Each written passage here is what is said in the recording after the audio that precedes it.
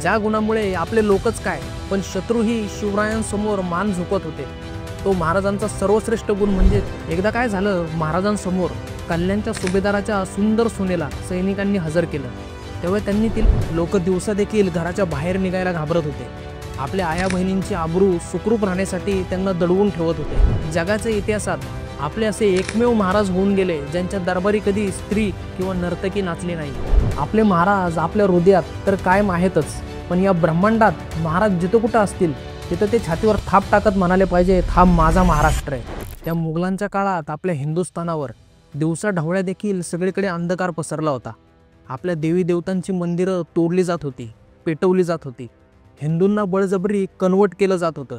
रात्रीच्या अंधारात आपल्या गावावर हल्ले करून आपल्या शेतकऱ्याने राबून पिकवलेले धान्य, मेहनतीने कमावलेली संपत्ती लुटली जात होती। शेतकरी जिला जीवापाड जपतो आणि जिला आपण आपली दुसरी आई म्हणतो अशी आपली गाय दिसेल तिथे सर्वांसमक्ष कापली जात होती। लोक दिवसा देखील घराच्या बाहेर निघायला घाबरत होते। आपल्या आया बहिणींची आबरू सुखरूप राहण्यासाठी त्यांना दडवून ठेवत होते। तरी देखील या राक्षसांनी आपल्या कित्येक आया बहिणींची आबरू लुटली, त्यांना जीवे मारलं। दुसऱ्या बाजूला दरबारात असलेल्या माझ्या राजावर हात फिरवत राष्ट्रमाता आई जिजाऊ म्हणाल्या, हे सर्व कुठेतरी थांबलं पाहिजे, या राक्षसांचा अंत झाला पाहिजे। मोगलांच्या अत्याचाराने त्रस्त झालेल्या, हतबल झालेल्या समस्त समाजाला या अंधारातून बाहेर काढायचं असेल तर हिंदवी स्वराज्य स्थापन करावं लागेल। पुढे जिजाऊ मासाहेब माझ्या शिवबावर असे काही संस्कार करतात की आज 395 वर्षानंतर देखील माझ्या राजाचं गुणगान ऐकताना अंगावर काटा उभा राहतो।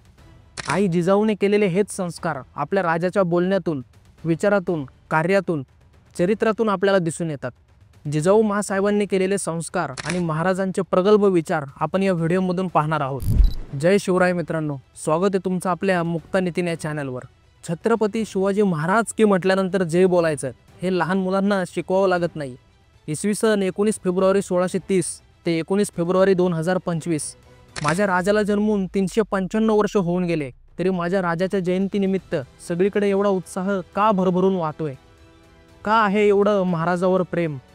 काय आहे या माणसामध्ये जे इतके वर्ष होऊन गेलीत पण त्यानंतरही इतक्या 18 पगड जातीमध्ये मानानं घेतलं जाणारं नाव हे फक्त माझ्या महाराजांचं आहे? काय कारण असेल की इतके शूरवीर होऊन गेले, इतके शासक होऊन गेले, पण छत्रपती शिवाजी महाराजांची पातळी कोणीच गाठू शकलं नाही? शिवरायांच्या अंगी असलेल्या विविध गुणांमुळेच आणि राजमाता जिजाऊ मासाहेबांनी केलेल्या संस्कारामुळेच हे शक्य झालं आहे। महाराजांच्या चरित्रातून शिकण्यासारख्या खूप गोष्टी आहेत, त्यातल्या त्यात आपण कोणत्या गोष्टी आचरणात आणल्या पाहिजेत हे आपण पाहणार आहोत। राष्ट्र आणि धर्म प्रथम। आजकाल वयाच्या 16व्या वर्षी प्रत्येकजण खेळण्यात, हुल्लडबाजी करण्यात, छपरीगिरी करण्यात, लफडे करण्यात पुढं असतो। देशाचं धर्माचं कार्य तर सोडाच, पण स्वतःच्या करिअरची पण सहसा कोणी चिंता करत नाही। पुढं बघू असा विचार आजकालची मुलं करतात।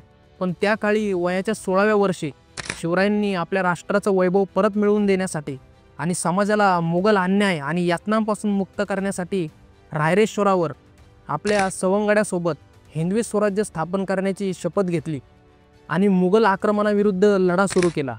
एवढ्या कमी वयातच त्यांनी स्वतःसमोर एक ध्येय ठेवलं, एक विचार ठेवला आणि शेवटच्या श्वासापर्यंत राजांनी राष्ट्राच्या आणि धर्माच्या कल्याणासाठी काम केलं। छत्रपती शिवाजी महाराज आणि इतर राजांमध्ये एक मूलभूत फरक होता। बहुतांशी राजांनी आपापल्या वाडवडिलांच्या राजगादीवर विराजमान होऊन गादी चालवली, पण छत्रपती शिवाजी महाराज मात्र त्याला अपवाद होते। ते स्वतःच राज्य निर्माते होते। शून्यातून जग निर्माण करण्याची जिद्द व हिंमत त्यांच्यात होती। जिजाऊ मासाहेबांचे प्रोत्साहन, गुरुवर्य दादोजी कोंडदेव यांचे मार्गदर्शन आणि मावळ्यांच्या मदतीने त्यांनी हिंदवी स्वराज्याची स्थापना केली। जिजाऊंचं एकच स्वप्न होतं, ते म्हणजे मराठी स्वराज्याची स्थापना करायचं। छत्रपतींनी आपल्या मुत्सद्देगिरी, शौर्य व आत्मबळावर हे स्वप्न साकार करून दाखवलं। अहो, महाराजांच्या काळातील लढाई तर जगण्या मारण्याची होती।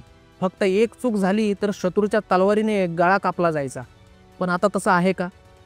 महाराजांना युद्ध हे विविध शत्रूशी करावी लागली, पण आता आपल्याला लढाई स्वतःशीच करायची आहे, स्वतःच्या विचारांशी करायची आहे, स्वतःला आणि देशाला पुढे घेऊन जाण्यासाठी करायची आहे। त्यामुळे कळत्या वयातच आजकालच्या तरुण मुलामुलींनी स्वतःसमोर एक ध्येय ठेवलं पाहिजे आणि त्या ध्येयापर्यंत पोहोचण्यासाठी महाराजांकडून, महाराजांच्या कार्यातून प्रेरणा घेतली पाहिजे। समर्पण. शिवाजी महाराजांनी प्रत्येक मावळ्यांना समर्पणाची भावना शिकवली. आपल्या मातृभूमीप्रती समर्पण. आणि त्याचं पहिलं उदाहरण म्हणजे तानाजी मालुसरे. स्वतःच्या मुलाचं लग्न सोडून तानाजी मालुसरे म्हणाले, आधी लगीन कोंढाण्याचं, मग माझ्या रायबाचं. अखेर कोंढाण्याच्या लढाईत तानाजी मालुसरे वीरगतीला प्राप्त झाले. ही असते भावना, हे असतं समर्पण. आणि त्यांच्या पश्चात त्यांच्या मुलाचं लग्न छत्रपती शिवाजी महाराजांनी लावलं. दुसरं उदाहरण बाजीप्रभू देशपांडे. सगळे सहकारी मावळे धारातीर्थी पडलेले असताना जोपर्यंत विशाळगडावरून महाराजांनी घंटा वाजवून इशारा दिला नाही, तोपर्यंत या लढवय्या मावळ्याने स्वतःचा प्राण सोडला नाही. लाख मेले तरी चालतील, पण लाखांचा पोशिंदा जगलाच पाहिजे, ही भावना प्रत्येक मावळ्यांच्या मनात कोरली गेली होती. छत्रपती संभाजी महाराज यांनी तर स्वराज्यासाठी, धर्मासाठी शेवटच्या श्वासापर्यंत लढा दिला. त्या औरंगजेबाने आपल्यातल्याच काही फितूर लोकांच्या सहाय्याने छत्रपती संभाजी महाराजांना पकडून त्यांना 40 दिवस वेगवेगळ्या पद्धतीने शारीरिक यातना दिल्या. त्यांची नखे उचकटवली, डोळे काढले, अंगाची कातडी सोलली, जीभ कापली, तरी पण आपल्या धर्माचा सन्मान त्यांनी कमी होऊ दिला नाही. हे असतं समर्पण आपल्या धर्माप्रती, मातृभूमीप्रती. आपल्या मातृभूमीसाठी प्राणांची आहुती देणारे असे कित्येक मावळे महाराजांनी घडवले. आजही महाराजांच्या विचारांनी प्रेरित झालेल्या आपल्या सैन्यातील मराठा बटालियन सीमेवर देशासाठी छाती पुढं करून लढत आहेत. गनिमी युद्ध रणनीती. शिवाजी महाराजांनी त्यांच्या नाविन्यपूर्ण गनिमी रणनीतीने युद्धात क्रांती घडवून आणली. मुघलांच्या तुलनेत मराठ्यांचे सैन्यदल खूप कमी होतं, तरी महाराजांनी मुघलांच्या मोठ्या आणि अधिक शक्तिशाली सैन्याला जलद आणि अचानक हल्ले आणि घातपात यांचा वापर करून जेरीस आणून सोडलं होतं. महाराजांनी त्यावेळेसच गुप्तहेरांचं महत्त्व ओळखलं होतं.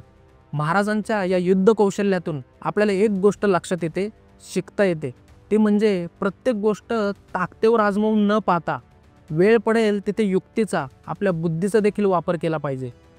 हे त्यावेळी महाराजांनी दाखवून दिलं. महाराजांच्या या शैलीतून विशेषतः महिलांनी बोध घेतला पाहिजे. जेव्हा कधी तुम्हाला समोरच्या बलवान असलेल्या व्यक्तीकडून त्रास दिला जात असेल, त्यावेळेस प्रसंगोदान राखून तुम्ही त्याचा प्रतिकार केला पाहिजे. किंवा भविष्यात कधी विशिष्ट परिस्थिती उद्भवली तर आपण काय काय खबरदारी घ्यायला पाहिजे याचा विचार आपण अगोदरच करून ठेवला पाहिजे. अशी महाराजांची ही गनिमी युद्ध रणनीती आपल्याला शिकवते. परस्त्री माते समान. ज्या गुणामुळे आपले लोकच काय पण शत्रूही शिवरायांसमोर मान झुकत होते, तो महाराजांचा सर्वश्रेष्ठ गुण म्हणजे स्त्रियांचा सन्मान. मित्रांनो, जगाच्या इतिहासात आपले असे एकमेव महाराज होऊन गेले ज्यांच्या दरबारी कधी स्त्री किंवा नर्तकी नाचली नाही.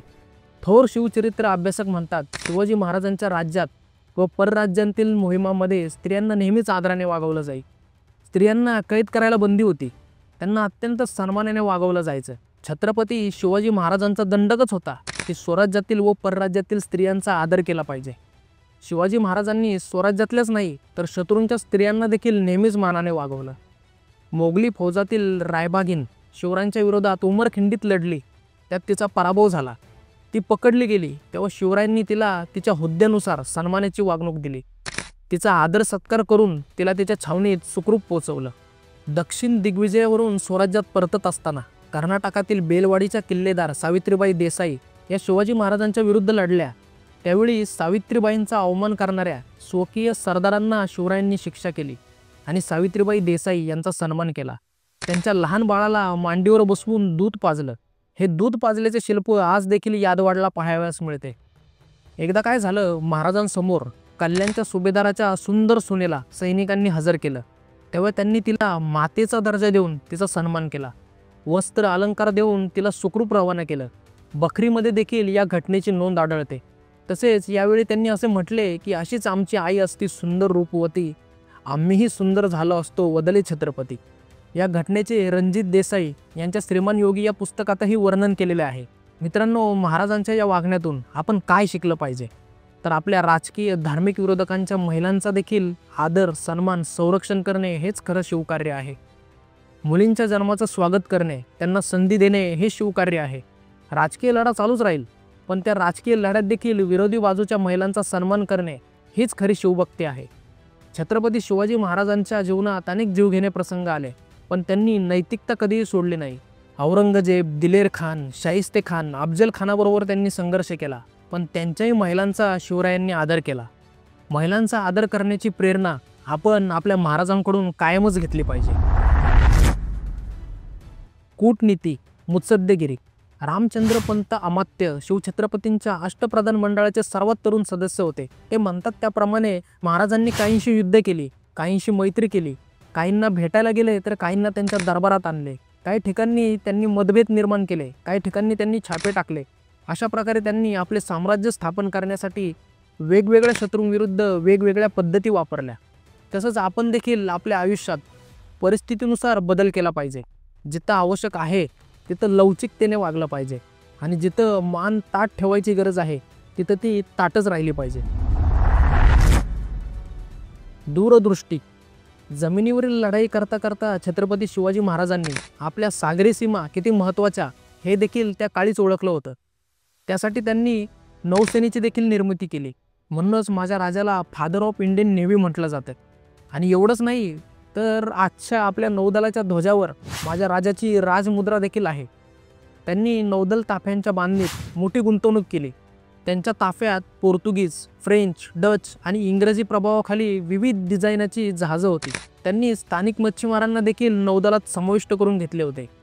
आपण आपल्या जीवनात वावरताना आपण वर्तमान परिस्थितीचा जास्त विचार करतो, पण पुढील भविष्यातील गोष्टीसाठी आपण आत्तापासूनच काय काय पावलं उचलली पाहिजेत, कसं सजग राहायला पाहिजे हे आपल्याला महाराजांकडून शिकायला मिळतं. मित्रांनो, महाराजांचं चरित्र लिहिणाऱ्या लेखकांनी, इतिहासकारांनी त्यांचं संपूर्ण आयुष्य जरी महाराजांचा इतिहास लिहिण्यात घालवलं तरी देखील काही ना काही गोष्टी लिहायच्या बाकीच राहिल्या असतील असं मला वाटतं. मित्रांनो, शेवटी माझी हात जोडून सर्व शिवप्रेमींना, शिवभक्तांना विनंती आहे, महाराजांची जयंती आली म्हणून फक्त एक दिवस गाडीला भगवा ध्वज लावून कर्णकर्कश आवाजात गाड्यांचे हॉर्न वाजवून हुल्लडबाजी करत रॅली काढू नका. डीजेवर बॉलिवूडचे गाणे लावून अंग विक्षेप करून नाचत मिरवणूक काढण्यापेक्षा लेझिम, टाळ, पखवाद वाजवत वारकऱ्यांसारखी मिरवणूक काढा. ज्याप्रमाणे सप्ताहभर प्रभू श्री रामचंद्रांचं चरित्र सांगितलं जातं, रामायण सांगितलं जातं, त्याप्रमाणे महाराजांचं चरित्र, त्यातील बारीक सारीक गोष्टी देखील लोकांपर्यंत पोहोचवा. आपले महाराज आपल्या हृदयात तर कायम आहेतच, पण या ब्रह्मांडात महाराज जिथं कुठं असतील तिथं ते छातीवर थाप टाकत म्हणाले पाहिजे, हा माझा महाराष्ट्र आहे. जय शिवराय.